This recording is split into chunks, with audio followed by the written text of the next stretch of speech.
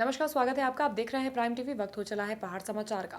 चमोली में राष्ट्रीय ऊर्जा संरक्षण दिवस पर सीएम त्रिवेंद्र सिंह रावत ने वीडियो कॉन्फ्रेंसिंग के जरिए छात्र छात्राओं को सीधा संवाद किया।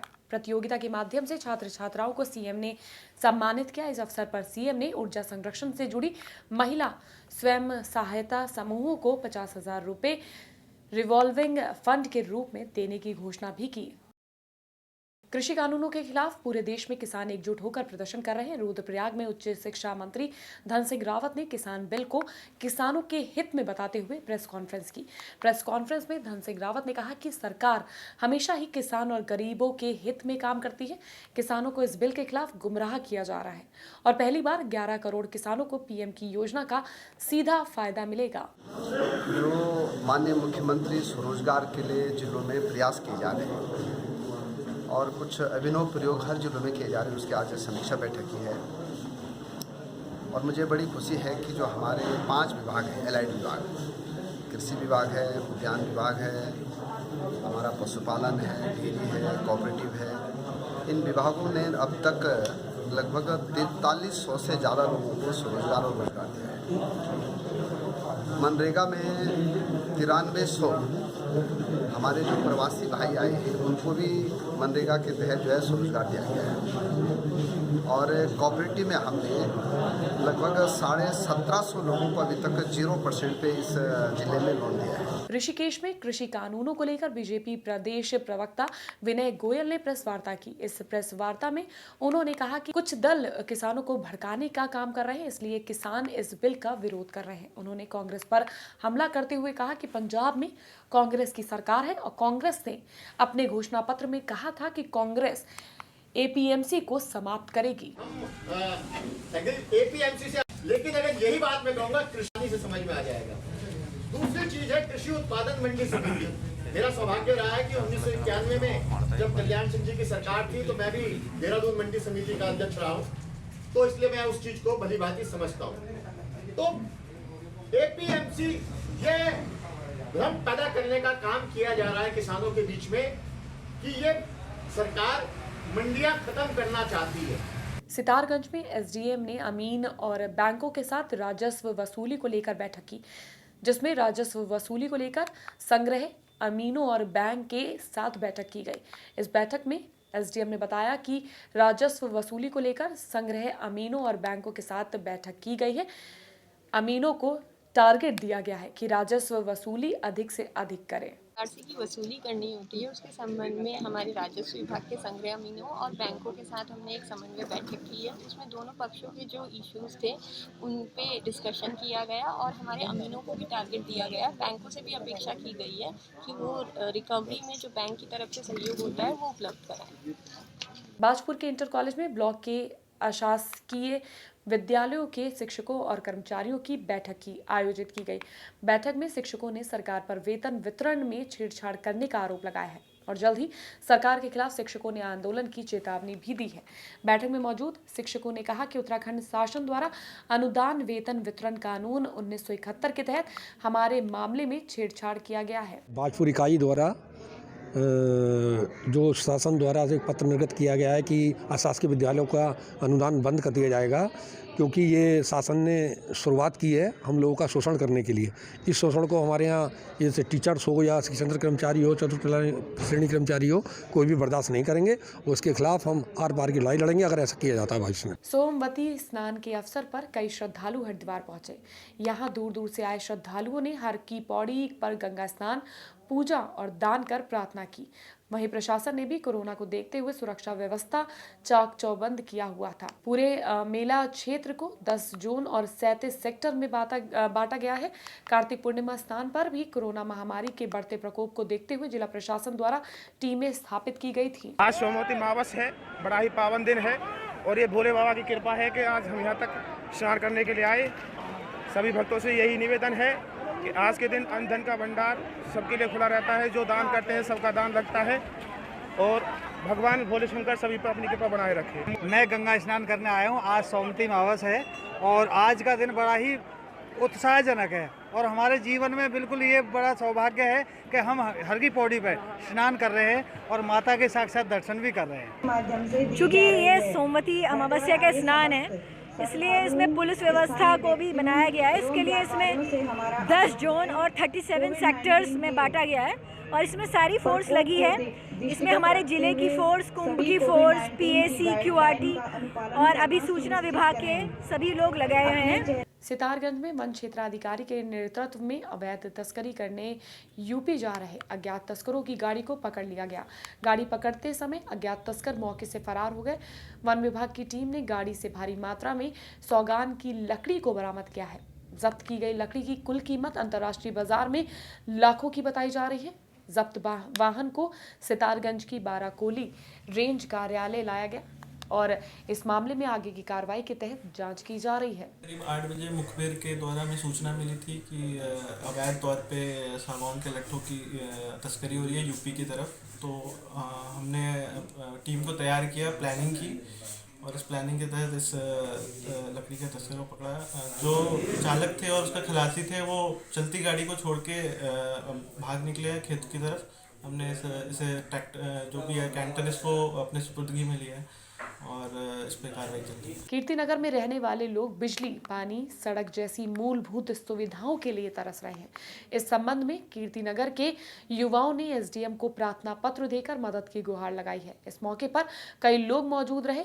लोगों का कहना है कि काफी समय हो गया है, तब भी उनकी मामूली मांग अभी तक पूरी नहीं हुई है। गाँव के लोगों की परेशानी को देखते हुए अधिकारियों ने मदद की आश्वासन दिया है।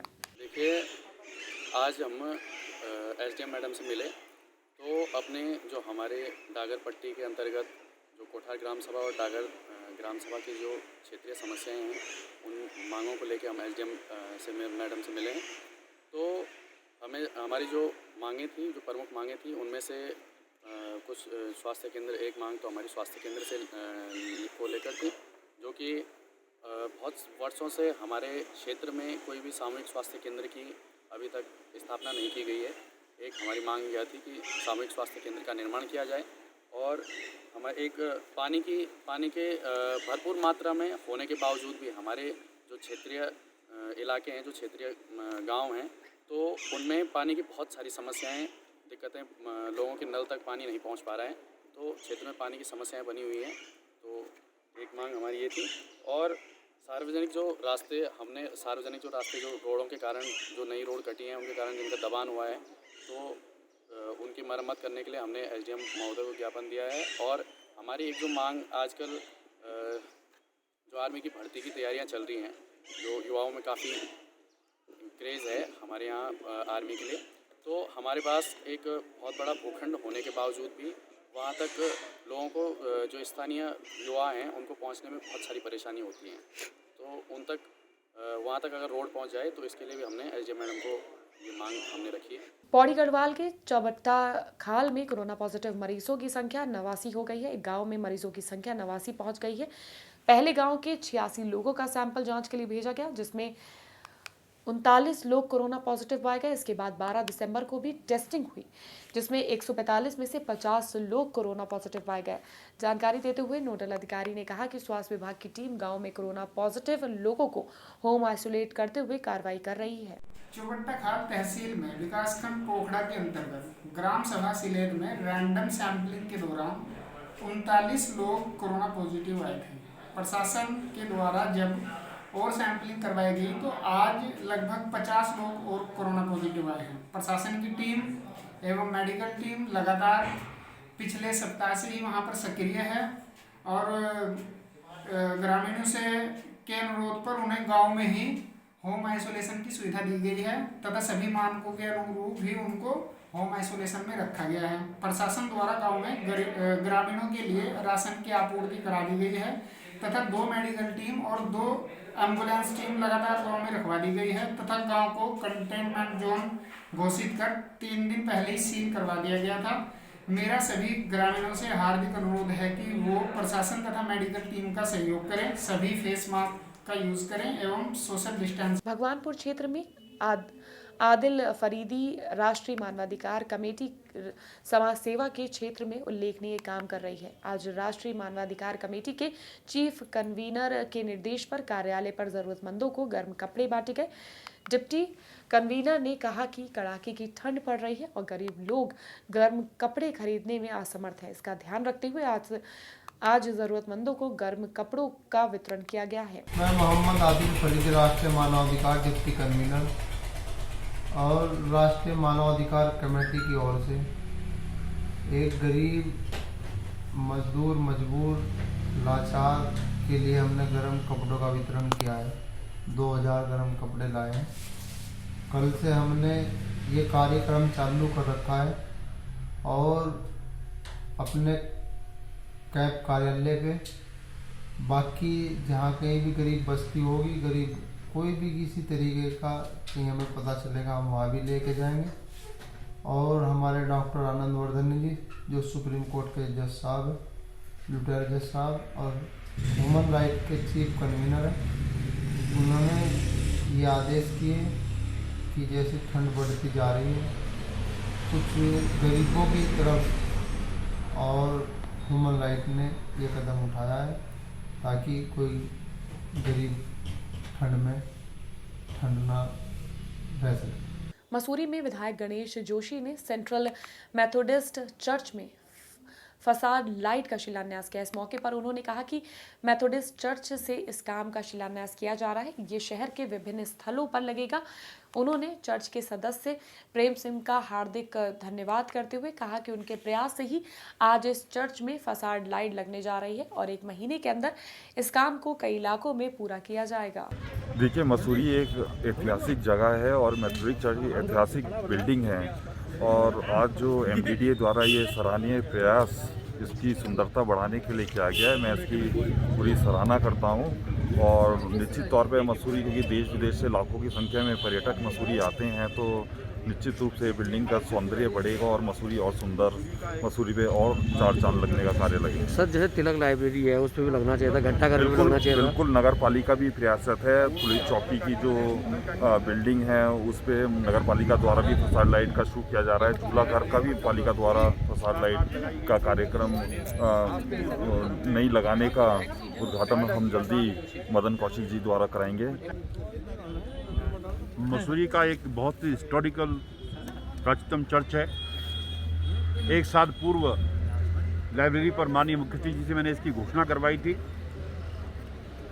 कोरोना, क्योंकि फरवरी वहाँ से कोरोना चल रहा है, कोरोना की वजह से इसको हम समय पर पूरा नहीं कर पाए, लेकिन प्रेम भाई ने मेरे से आग्रह किया था और मैं क्रिसमस पर ये तोहफा अपने मसूरी वासियों को, अपने क्रिश्चियन समुदाय के भाई बहनों को देना चाहता हूं, क्योंकि एक, जैसा कि मैंने कहा कि मेथोडिस्ट चर्च एक ये आस्था का केंद्र है, श्रद्धा का केंद्र है और सबसे बड़ी बात है कि ये एक हिस्टोरिकल प्लेस है। इसको लगने के बाद इसके सौंदर्य में 4 चांद लग जाएंगे, ये भी मैं कहना चाहता हूँ।